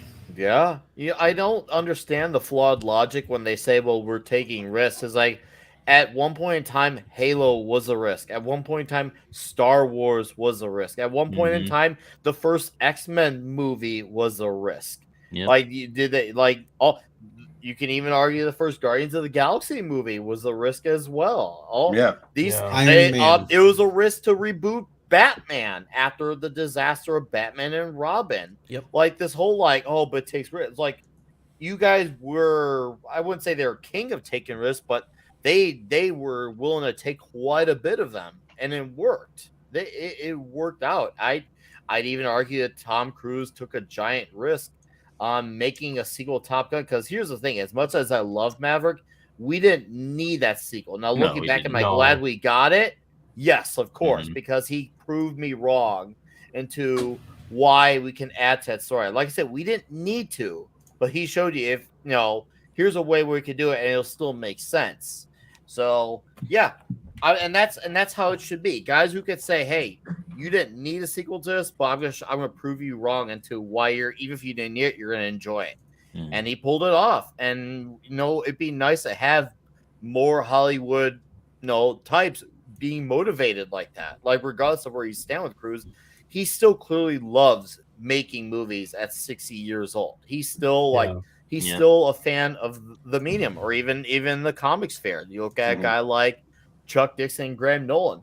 They're laid up in their age, and they still love making comics. Even Stallone to this day, I hear he loves still making movies and obviously now shows with the Tulsa King. The point is, these are guys who are very, very passionate about the craft. So yeah, they love getting paid, but they really they're really about what they do, and we need that passion. But that's the thing; they're not hiring people who have passion anymore. Too, they're hiring people who watch Rick and Morty, go on social media, and say, "Hey, you get to be the writer of the next Avengers movie."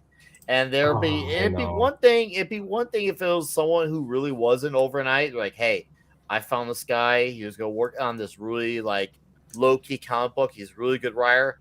I think he could do the jump to doing this Avengers movie. It's not even that, this guy is an average guy from a cartoon on TV, and like I said, average writer, to now doing Avengers. I'm not saying just because you have a low profile doesn't mean you can't make some good, because I'm sure there's some who can. But it's clear that they're also tiring these people because they're cheaper. And because they're cheaper, they can say, hey, we can control them more, because they're not going to push back on us, because they see it as a window of opportunity for them to get their activism out. So this is just a swamp both ways. And that's why the whole thing just needs to implode, so that one day the actual creators can come in, and that could be hopefully a few guys like us. And well, the mainstream will no longer be the mainstream, and there'll be a new stream. Three things are needed for success. You have to have, you were talking about passion. You have to have passion. You have to have creativity, which has to be there, and there has to be the risk. And any of these failures, or ones that are just barely cutting it, are missing, whether it be the creativity or the passion.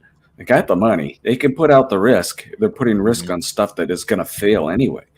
But all these great things in the past, the creators, maybe they're not so much now, but once upon a time, they had such deep passion, and they had the creativity behind it, that the risk was worth it. And that's where we have the classics. But that's what it'll take. I also want to point something out that I think is missing in creatives kind of like doing their own stuff in, it doesn't matter if it's Hollywood or whatever, but some of the people that Marvel's hiring and stuff have little to no experience at all with this shit. Not just little to no, but not even good experience. I said a few minutes ago, it'd be one thing if you had minimal experience, but you were good. They're taking people who had no experience who aren't good. Yeah, I know that too, but my problem is beforehand, you would have to start off really small in indie productions and indie storytelling or whatever. For example, they're hiring people out of college or whatever. It's hey, you want to work for Marvel or whatever? It's no, this is you got to start off small, get more experience, and then you start working your way up there. It used to be like that too. I know, good example is Sam Raimi for Evil Dead. He was a very low budget indie horror director who started making his way up there to, directing Spider-Man. You know what I mean? And then, you have George Romero for Night of the Living Dead, Robert Rodriguez for El Mariachi, Quentin Tarantino for Reservoir Dogs, and even, as much as he's kind of a piece of shit now, Kevin Smith with Clerks. These were indie creators who started off small to then really making their way up there, and that. We need more of those, and I feel like we are gonna get some of those. Angelus mentioned A24. They're doing some pretty good stuff over there. And there's even other indie companies like that are really trying to make their way up, and it's great. A24 gets brought up twice in this, and I'm unfamiliar with them. Angelus, what? Why are you saying their praise? Zax is in the chat saying their praise too. Are you there, Draven? He's on a break for a second. I can. Please go ahead. Thank you. He's I out can talk about feeding. it. I can kind of. I mean, I haven't seen all of their movies, and I'm not saying that like not every movie they make is good, but like when they make good movies, they're pretty damn great. Like The Lighthouse with Willem Dafoe and Robert Pattinson. Oh, that was them. Okay. That was A24. Okay. It did The Whale as well. Yeah, The Whale with Brendan Fraser. His big comeback. Everything Everywhere All at Once, which was fantastic. I loved X. I thought X was great. I haven't seen Pearl yet, but I heard good things about that. What other movies did they do? Ex Machina was great. I liked that movie. You know, that's a damn good low budget indie sci-fi film. If you want a recommendation, there you go. But yeah, like stuff like that is, you know, great. What Adega, you know, as a writer, what do you think of the storytelling that we're getting at the moment? Like from these films. Wappa Cotton is always talking about how comic book films are overrated. They need to stop making them. Nickweiser was talking about how they keep continuing stories on or using storylines over and over again that are just like, you know, rinse and reuse. Like, what is your take on the screenwriting that we're getting right now from Hollywood? Brightest Day has something there where he's talking about nepotism and DEI. Coming from many, many moons ago, a few of you know, I used to play professional music. And if I ever wanted to be in a symphonic or a jazz band or what have you, I had to go in with chops. Or the person who was there had to have the chops. And if they screwed up, they were replaced right away. Here we can see the failure after failure after failure, and they're not replaced. It's, for some reason, the Church of Hollywood doesn't give up on its own. They insist on keeping that same degenerate lack of creativity and keep feeding it as long as they can. But no, the true creativity isn't given a chance. Not in the mainstream, which is fine by me. I am of the opinion we just watch it die. It may take 10 years, may take 2 years. I don't care. Just let it die, and we will rebuild outside of that. There's already evidence of this going on as it is. I don't know if you caught the news. Hollywood California just passed laws that Hollywood had mandates on actually having to have the woke agenda in the movies. Otherwise, it cannot be made there. Yeah, it just came out. They just passed it. So the creativity is all just by law been cast out the window. So yeah, it's just, you have to get away from that church of woke. You have to get away from the idea of agenda, and it's not happening there until people start turning towards the sources with the true creativity and taking a chance on, you know, reading a new comic, reading a new book, read my books. Yes. Then we're just going to have to go outside of the country. Once upon a time, the United States, and you guys have seen it, those of you who are older than 30, we were the center of culture for most of the industrialized world. That is no longer the case because our culture has been degenerated. And that's why we're seeing great things out of Korea. We're seeing great things out of India. And you guys had said the Sisu show, I've seen an ad for it. Creativity flourishes where it's given the opportunity. We're not given the opportunity here. Again, like California, by law, it just pinned it down. That's crazy.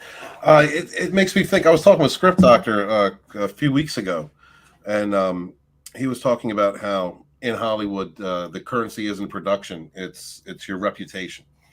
So it doesn't even matter, like you were just saying, it doesn't matter if you've put crap product after crap product. It's all about your reputation within that sphere of people, not not how much money you can bring, not how much you know.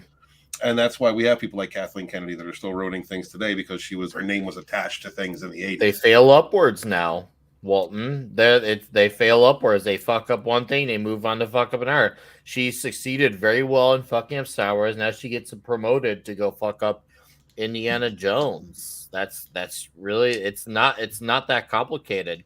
They're not motivated by money, because everyone can make their 1,000 videos about how they lost so and so money. It's about pushing and while that's ideology. true, they don't care Yep. if they lose money, because they have people who can fund them on the side. So they're willing to do that if it means pushing their message, because the message is more important to them than the money that they make. So they're not going to fold by that, because if they were even twofold, it would just mean that everything that they've done was for nothing. They're already too far gone. They're all in. They are all in on this. They're not going to just turn around now and say, okay, you all were right, we were wrong for the last 10 years. They ain't going to do that. Seriously, that ain't going to happen. I have a better chance of never eating pizza again than for these people to ever admit that they were wrong about shit. Seriously. I've heard this a lot. Like Abomination AJ in the chat. What's up, brother? Good to see you. Like the feelings that I'm getting from you guys in the comments. I've heard this for the last several weeks with people like Draven, Eatset. Just let it die. There's never going to be a change. There's not going to be that great stuff. We're not going to suffocate them to the point, or the opinion is we're not going to suffocate them to the point where they actually admit they're wrong and make a change. There is one problem though. What's that? It won't die as long as people keep hate watching it just to hate on it. I think that's wrong. I see value. I see value in people getting the message out and telling, because I think people are starting to normies. It's starting to reach normies, and you can see with Marvel, they're checking out. Yeah, but if they're still making money off of it just from people going to watch it, hate watchers are not making a dent. The message is already there in past register. Content. You don't need to make more content. The message is but there's a lot of normies that don't see that deep into the content. Sometimes, there are people out there that just consume. You can direct them to it when you're talking about good stuff and how stuff's bad. They're like, oh, why is it bad? Well, you can direct them to that content. It's not really that difficult. Young Rippa does it all the time. He's like, you want to know what my stance is on this stuff? There's this content in my catalog. You can go check it out, and it'll tell you why. If everyone just left it to, let's just say, I think the best way hate watching was actually handled was Batwoman, because not everyone and their mother was watching it to hate watch it. You had maybe E-Tep and I think Heel versus Babyface, and no one else. If we left it to just, I don't know, the Mauler to do the reviews, I feel like we would have more Batwomans instead of now more Velmas. Because when I mean by that, by more Batwomans, I mean shows that would go away sooner. Now Velma got promoted because it's not just the core guys that do it, but everyone else wanted to jump in on the conversation. So a lot of those people who jumped in, leave it to a select few to actually do it. Because I think the Batwoman was a perfect way of showing how it can work. But when everyone and their mother was talking about it, look at He-Man. Everyone and their mother was talking about it. Now that show gets another season. Batwoman, gone. We don't hear about it anymore. She's back in Gotham Knights. Bad advertising is still advertising. Yep. MrTickelTrunk, you had a different take on that. You said hate watching wasn't making a dent. I don't think there's enough people hate watching to register. I think it's a select few people, because if something's that bad, most people are not watching it. Like Batwoman, there was so much of a disinterest that even a lot of the hate watching people reviewing it weren't even getting views. It was a select few. I think we're thinking about it backwards. I think if there's a hunger for reviewing it, then the reviews will be popular. I don't think they're popular just because they're shitting on something. I'd have to look at heel versus Babyface's numbers to see if that is or is not an argument to hold up. So I can't say if I agree or not. I look at it this way: when the studios start responding, and I mean, they made it. What was it? She-Hulk. They obviously were going after YouTubers and people that are critiquing their shows. Right. When you get to the point where they're reacting to you, you're having an impact. I agree. Means of Destruction has a question for Adega Outlaw. When you say woke agenda, what do you mean by that? Well, what I mean by that is, prime example, I'm sitting with my wife watching TV, commercial after commercial after commercial. The lead is never the majority of the population. It's always, there's the normalization of men bad, and sometimes it's subtle, but you can see it. Like there's a asthma commercial. It's kind of a cartoon, 3D cartoon thing, where the first person is a guy who steps into a flower shop and is dressed up like a beat up biker and is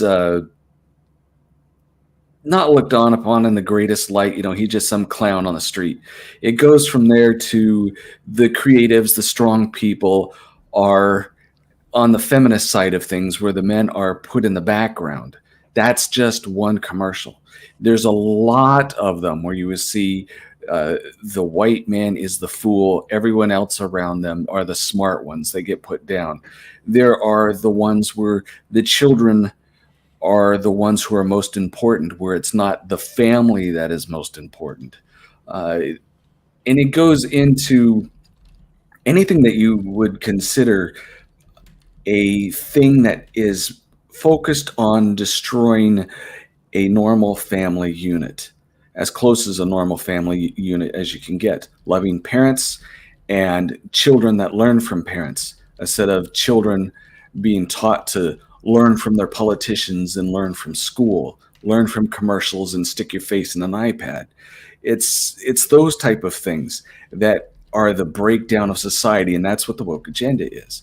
Partially, it's pretty heavy. It's rewriting history. It's telling the story that never did exist about how every black person was a slave, and not one of them alive in the United States was a slave.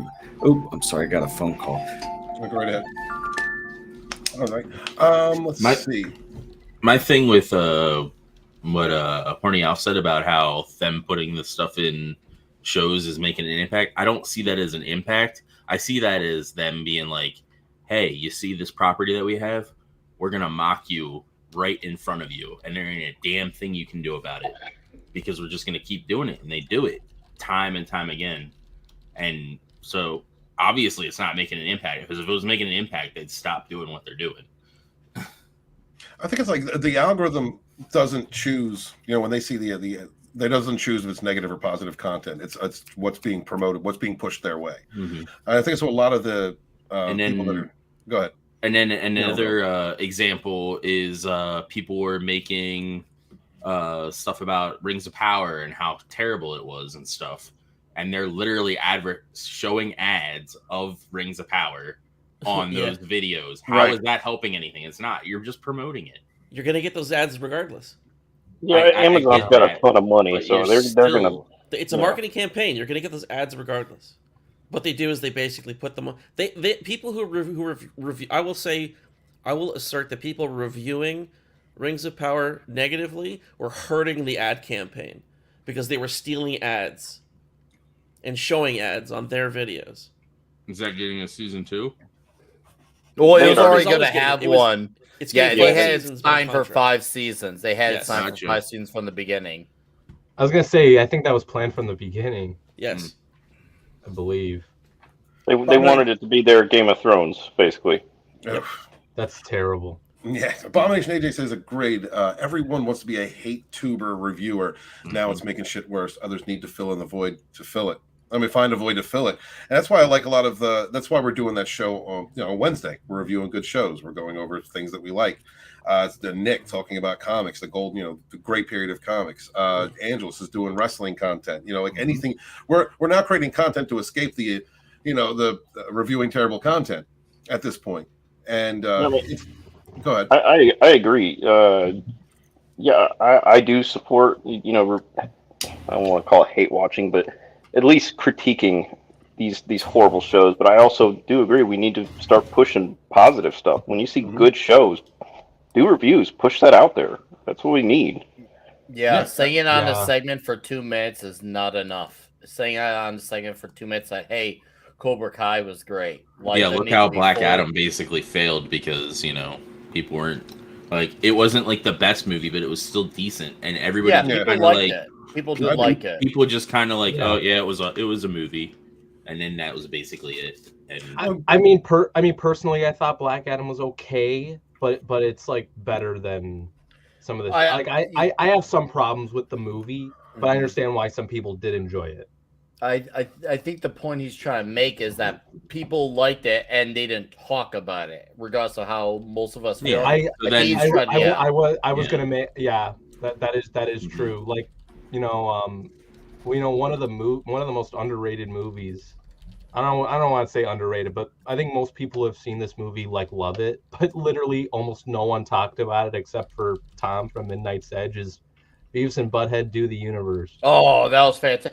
Him and Andre did a whole show on that. I watched it, but no one, like, no other big, like, YouTuber talked about it. I'm just like, holy shit! Like, why is nobody else talking about this? This is like. Oh, it was good. It was fucking hilarious. Really damn good. It was hilarious. It made fun of anyone and everyone on the side. It was just like Beavis and Butthead doing the same things that they were doing in the 90s, but with today's we'll just say today's happenings going on, and they're just reacting to it in the same classic way that they do. It's still about scoring. It's still about the dick and fart toilet jokes. The series is just as good too. Oh, the series is great. Yeah. Oh, the series is I saw great. some episodes of the new series, and it is damn good. Yep. Shout out to Tom and Andre for doing that, because they really highlighted that. And Tom, same thing. Like, when Cobra Kai comes out, he was doing short reviews on his second channel, so people know about Cobra Kai, and that's great. And Tom does do that. He puts his money where his mouth is. He doesn't just highlight the bad. He doesn't just talk about the good for 5 minutes. He makes sure that people know about it. And he's aware that, obviously, since YouTube, the website, they like to see channels like his as well. They can only be promoted bad light, so we can't highlight the positive reviews. At least he's still trying. I appreciate at least the effort to try. And yes, you can control the ads on YouTube, but the point is, when you talk about something, it attracts those ads by default because algorithms. And I fucking hate algorithms. I wish that shit went out the freaking window. That's one of the reasons why I don't. That's one of the reasons why I don't push content all that often, is because the algorithm, like, fucks me up, and it's like I have, like, better stuff to do now, so it's, like, kind of a waste of time at times. So it's like, yeah, I get it. And speaking of, like, Cobra Kai, I'll say this: like, the reason why I don't think you're gonna get a lot of reviews, or you're only gonna get a review, like, one time, like, is because, like, they do the binge model at Netflix, and they don't do it, like, per weekly or any of that. If it was per week, I think we'd talk about it more, but we don't, because it's not. Well, you have the water cooler effect. People watch an episode and they talk about it the next day, and it keeps it in the zeitgeist. Yeah, exactly. And you, like, come up with predictions of what's going to happen. You have that, typical nerd talk type thing. It's like that, like a show like that would be perfect for that. But when you release all the episodes in one day, like, of course you're gonna binge watch it all. Yeah. Popcorn says roasting the shitty entertainment can be great content. It's just that everyone's doing it and everyone isn't good at it. Agreed. That's true. And yep. Chris Mead also says, I learned that the hard way, because I tried doing it and I was just like, nah, I gotta leave it to the professional. Chris Mead said, I kind of like being warned about something that's being woke. Yeah, I mean, like, we definitely should talk about it and call it out. I think critiquing, like Nick was saying, there's some YouTubers out there that are great at it. Oh my God, when I was going through the misery of the last season of Game of Thrones, Mauler was there for me. That all of those reviews were so good, in depth, calling it out, just everything from just the vitriol to the way that he explained what he was criticizing. The problem with this thing in here is There's people that are saying stuff that's woke that isn't woke. That isn't woke. Yeah, what happened with Tulsa King last week? Yeah, there's people saying like Prey. They were trying to say that was woke. It wasn't woke. It was just a bad movie. And you see this, right? And this is the thing, right? So I was going to watch that movie. Like at one point, I enjoyed it, but because I heard, oh, it's woke, it just turned me like any interest that I had to watch a mediocre film or something that may have a passing interest, I just let go because I think the problem is with everything that's come out now, we are like almost pre-programmed to look for the signs of that. Right. It's a knee-jerk reaction. That's what is true. We have had it put in our heads. It's very hard for it to be undone. Yeah, no, that's true. It's funny you mentioned Mueller because Mueller actually, I thought he said Prey was decent. He didn't hate Prey, actually. I heard. I didn't hear too many. He got flack from his crowd for saying it was decent. He didn't love it. He said it was okay. I was it was like, funny because all the critiques that they were saying were woke. Like they explain like why that the character is the way they are. Like in the movie, like it's like you obviously weren't paying attention to the movie. I haven't. Craig's marketing was not the movie. The movie had moments, but I just think it was just an okay movie. Yeah, exactly. I haven't seen it just because I have no interest. Like I have zero interest. Not because like people say it's woke or not. I literally just do not care. Even by what I think it's because the trailers really turned me off. Yeah, the marketing was. Yeah, the marketing is horrible. See, I didn't see any of that stuff. No, that's good. That's good that you didn't because it's fucking terrible. The marketing was like it kind of like tells you like, oh, like this, it's going on the woke direction, but I guess the movie doesn't. Well, they definitely push that sometimes because they need to virtue signal. Yeah. You do get that. There's been a couple of films that I was like, this isn't, I don't see this as far left nonsense. Yeah. You were talking, Runner, about your channel earlier about making content. Like, you're a fan of Cobra Kai. I kind of wanted to talk about this back when we were talking about Canon, but it's a little bit of a different angle here.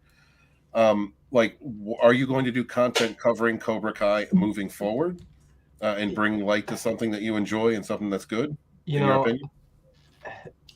I thought about it for a while, with the whole Cobra Kai thing. I remember I did one Cobra Kai video. I think I told you the story, Steven, but I did one Cobra Kai video, and that was like the most viewed video I've ever pulled out. And I was like, holy shit, like I got to pull up more Cobra Kai stuff. And I tried to do like one more, and it didn't get as much. So I was like, oh, fuck. The algorithm's not working with me.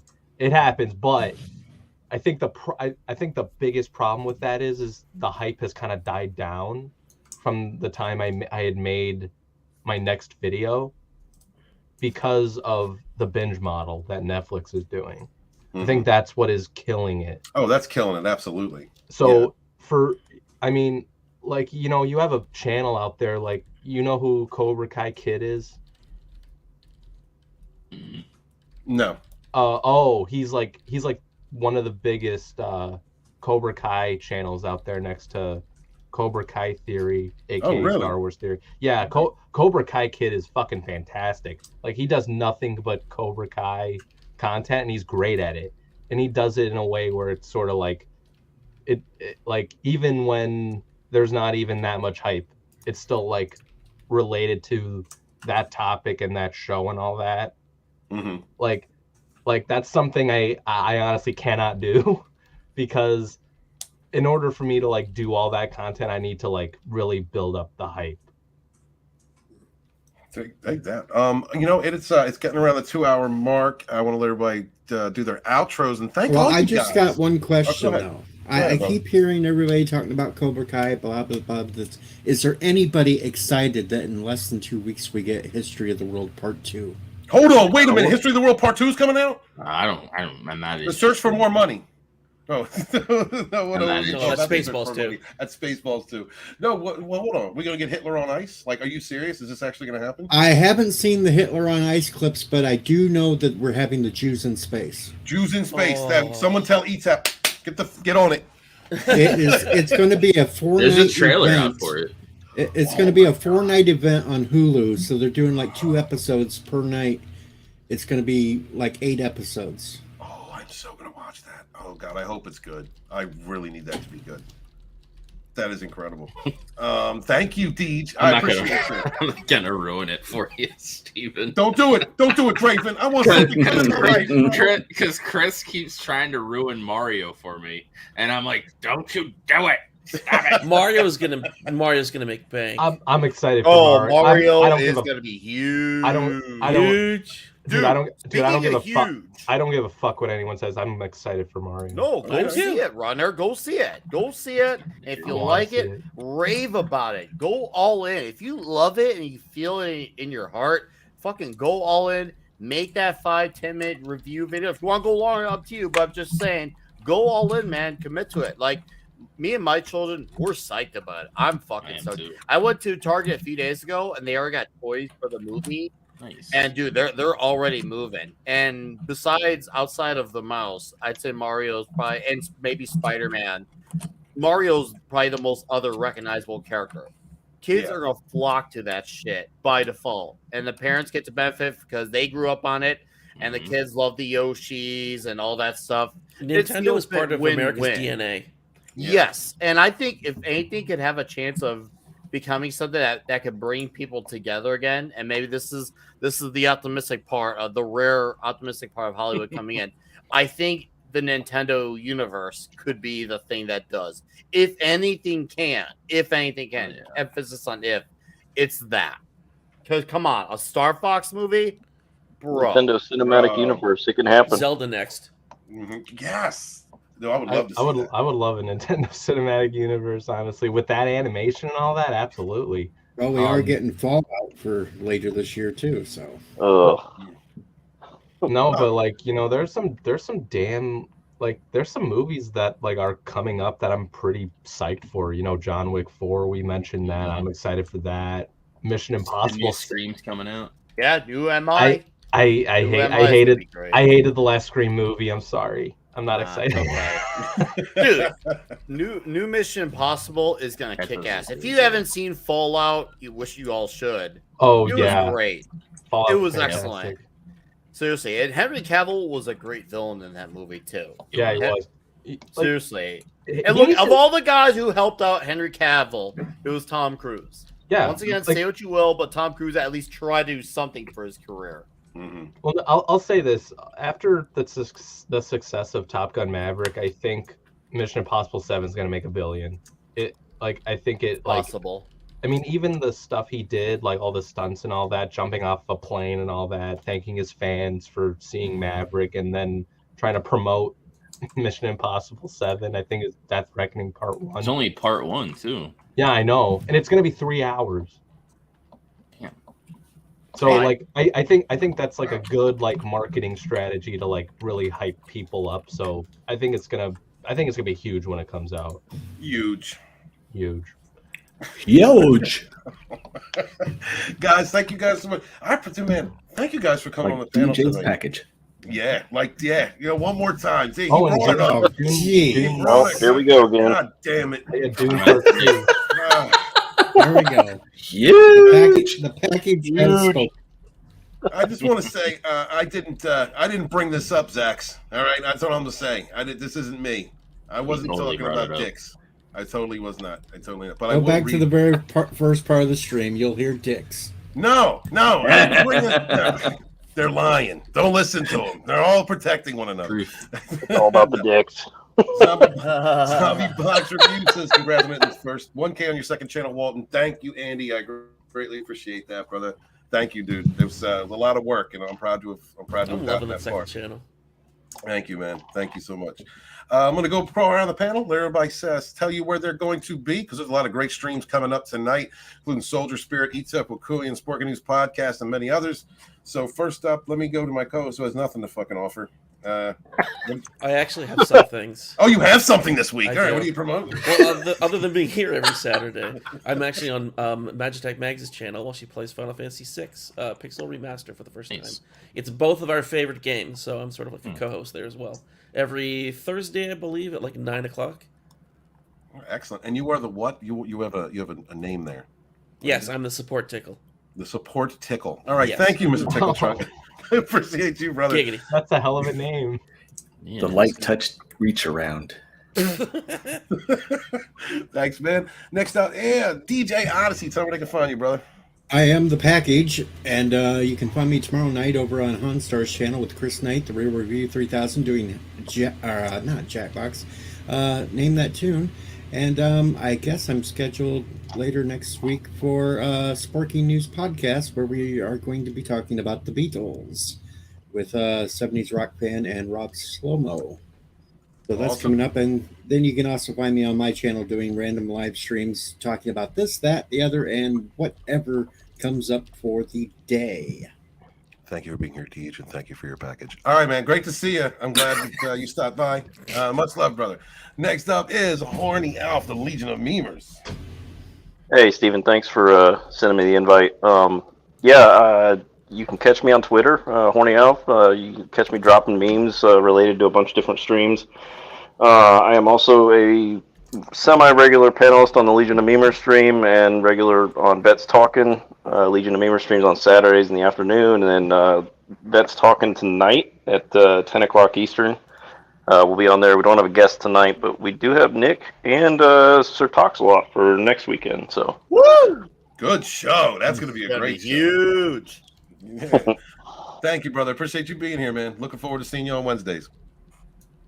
Next up is Dr. Adega Outlaw. Hey, you know what? I think Nick needs to scoot. He made a comment in the private chat, so why don't you grab him next? I'll grab him. Okay. All right. Good. There's 32 flavors. Hi. Thank you, Adega. Appreciate that. And nice meeting you, by the way. I look forward to being in touch about your book. That's gonna be fun. Yes, I'm gonna be a guy who's gonna be passed around because I'm going from here across the stream into Scott's stream in a few minutes. But outside of that, Toxic Tuesday, John Wick Chapter 2, Comic Shop Talk, talking The Rocketeer, Dave Stevens' original run.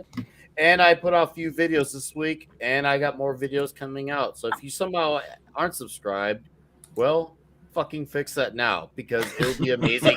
It'll benefit your life. It'll benefit your life. And of course, it'll benefit mine. I'll admit it. But yeah, thank you for having me, Walt, man. I got to jump on here, but chat. You all have a great night. Mods, you, and to the panel. Bye. Later, brother. Give Scotty a reach around for It's good streaming with you, Nick. See ya. All right, go ahead. Adega Outlaw. Tell me where they can find you, brother. On YouTube, not really that big on it. Sundays, I do a chapter out of something that I'm working on currently, one of the two different books. On Thursday evenings, I always do something with Loki on, we call it 7 Kinds of Mischief, and it's usually dark and twisted stuff. Nice. Some of it's true, some of it's story.